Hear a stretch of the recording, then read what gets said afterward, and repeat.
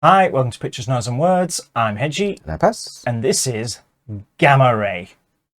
Probably, I don't know, I wonder how many people are aware of or into Gamma Ray. I'm sure there's a fair few, but this is a song called Lust for Life. This is off. They have a new album coming, new album coming out September the 10th. This is actually a live. Is it live? They're playing it live, but it's not a concert. But it's live though. Live. It is live. They are playing it, but it's not. Due to COVID, there's no It's crowd not filmed. there. Yeah, it's not filmed in Yeah. front of a crowd. I don't think. Well, this video wasn't anyway, because they filmed this video in 2020, which I think is when they did the whole thing. So it's literally called 30 Years Live Anniversary. So if you're a Gamma Ray fan, obviously it's going to be a big live best of, isn't it? I liked Gamma Ray. I used to really like them back in the day. Kai Hansen, the guitar player from Halloween, did he start this band? He did, yes. When he left Halloween, yeah, he formed Gamma Ray. And it was because Halloween had changed direction at that point in time, hadn't it, and had gone a bit weird. And he kind of carried on the German power metal sound. Yeah, I think in my Gamma Ray ranking video that I did, Go and check it out. Go check it out. In my humble opinion, and it helps me sleep at night, I think Gamma Ray ended up being the direction that Halloween would have taken if they'd stayed together. If Kai Hansen hadn't gone off, Halloween would have ended up sounding more like Gamma Ray, whereas Andy Derris is a very different type of songwriter, so they ended up going in. I mean, there's similarities between the two, obviously, but I think Gamma Ray felt like Halloween's more natural progression after Keepers. Yeah, they did some amazing. I haven't heard Gamma Ray for a while, I must admit. I don't know when they last released an album. So, I mean, you were saying before the video about the figure in the album. The figure on the cover, is on the walls of Jericho. It's also on the front of Land of the Free as well. So I think it sort of fuels my argument that I think this is Halloween, and Halloween stayed the same after Keeper Part 2. They would have sounded more like Gamma Ray. I do like Gamma Ray. I think the last few albums are just a bit by the numbers, right? But they had a golden period, I think, from. God, this is going to date everything, isn't it? Come on, brain. Insanity and Genius, I think it was, up through to Majestic. I really enjoyed all of the stuff they've done there, and I really liked them at that time too. So Land of the Free just is a power metal classic. It really is. But at least in the mid-90s when power metal wasn't fashionable, so I think it's getting a lot more respect now. It's what an album that is, though. Yeah, and this is a live recording, filmed in the ISS Dome in Dusseldorf, in Germany, if you don't know where that is, and on August the 27th, 2020. So obviously right in the middle of the pandemic. So when they filmed it live, there won't be an audience there. But this is quite a special moment because Ralph Sheepers, who sang on the first 3 Gamma Ray albums, has obviously come back from Primal Fear. He's come back to do this one, and this is the opening track of the very first Gamma Ray album. So, oh, is it? It is, yeah. So it's quite a special. Oh, right. Oh, cool. Special moment because Ralph Sheepers left about 93 or something. Right. Wow. So then, did they get through? Did Kai Hansen sing for a while? It did, yeah. Well, he's sung on every album since. I mean, they've replaced. He realised he couldn't sing and play after about 25 years. I think it was taking too much toll, so they got a new singer in, but they've not released any material with this new singer. Okay then. So, are you ready for some power metal? I know not everyone likes power metal, but this is going to be. I haven't heard this particular. Well, I have heard it, but in 1990 something. This is going to be probably a masterclass in power metal. That's my prediction. It's the lust which brought us together tonight, isn't it? It's the lust for heavy metal, it's the lust for rock and roll, it's the lust for rock and roll live. So this is the lust for life!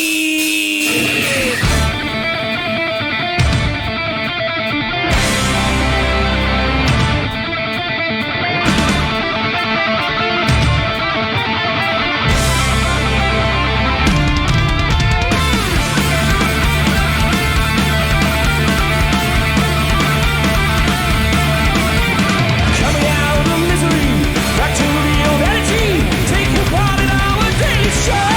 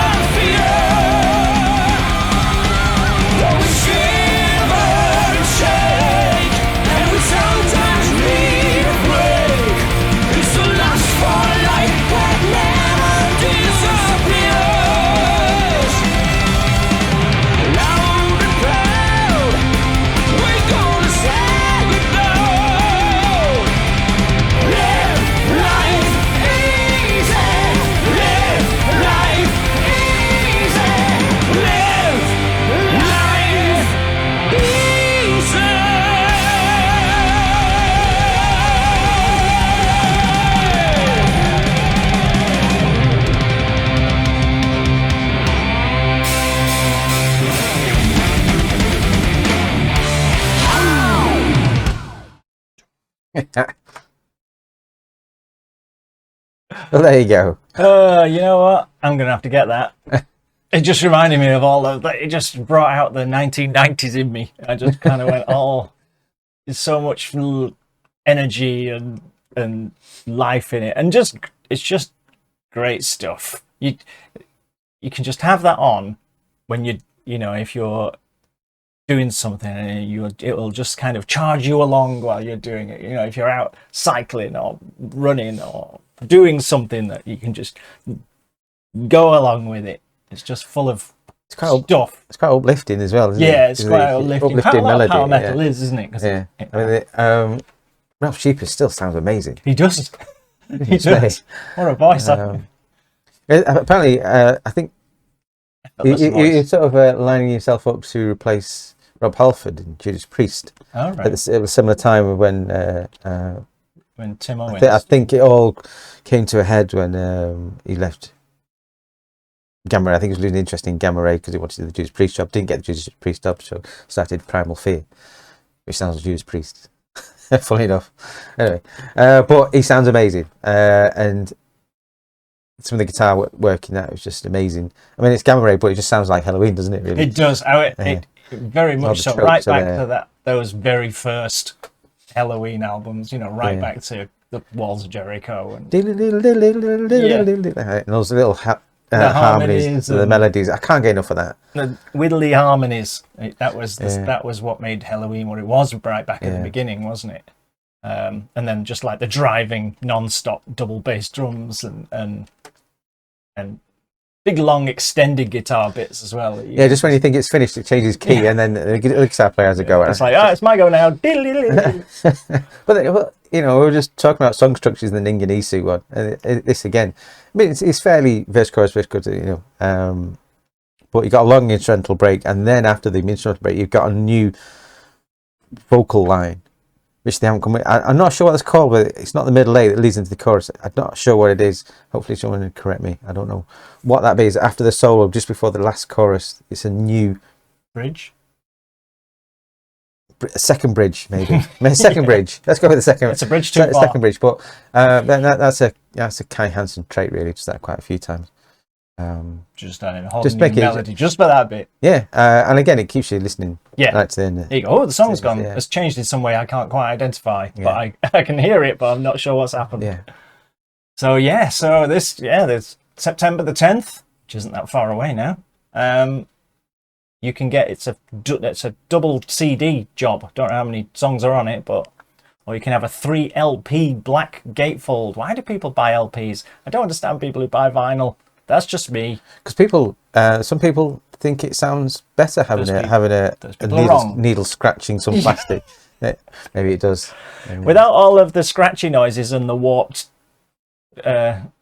sound. It was back that was back in our day. My first turntable went. The elastic band's stretched on my turntable, and now everything plays at, instead of 33 1/3, it's about 32. I think. Blowing dust off the needle. I'm not that much of an audio file, so I don't. I prefer my music just convenient now because I listen to so much of it. Back in the day, I think I've been through all the getting it out of the sleeve and putting it on, and only listening to 15 minutes, then having to get up and swap it over. You know.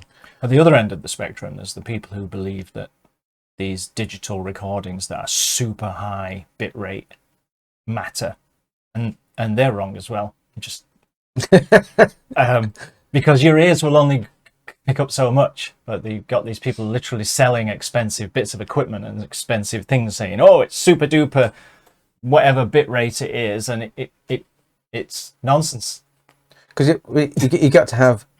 It's got all the frequencies. You can only hear some of them, but they're all there. They're all there. Plus, you got to play it on a system that has all those, so you got to spend money to actually be able to hear it. Yeah. I think CD more or less.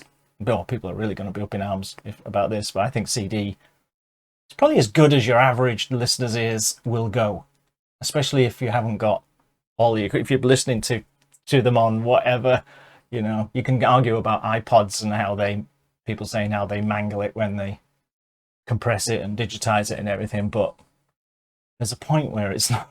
where it becomes pointless. But there's also going back to vinyl. I don't understand that either for the opposite reason. So, but it does get to a point where people stop caring. They just want to hear the tune. yeah, They don't really. I mean, the quality's nice, but you get blasé about the quality, don't you? So it's just, again, it's all about, as long as it sounds all right and the song's good. if you've got a very professional ear and you're listening to a violin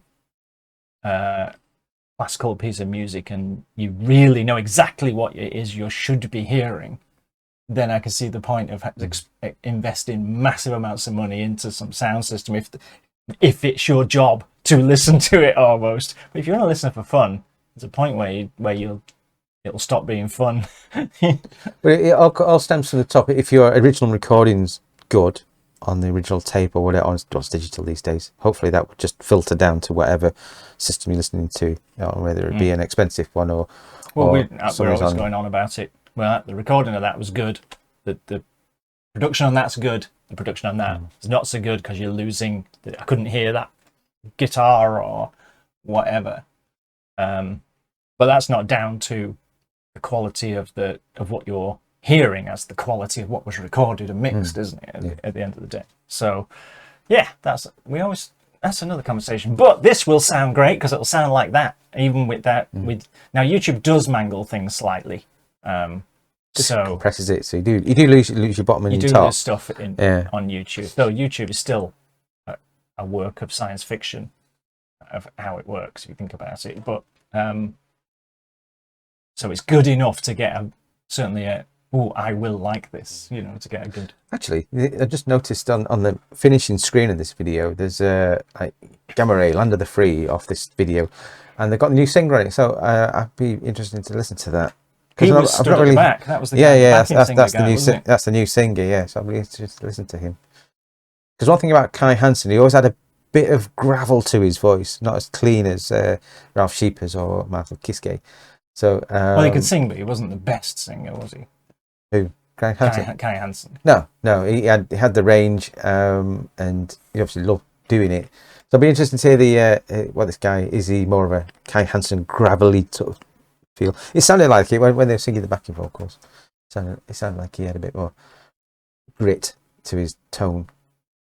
So we're off to listen to more Gamma Ray, and you should too. If you like power metal and you're not familiar with Gamma Ray, one, I find that hard to believe, and two, you really should listen to some of it because it's just great. Let's leave it at that. As always, we'll see you soon. See you now. Bye bye. Bye.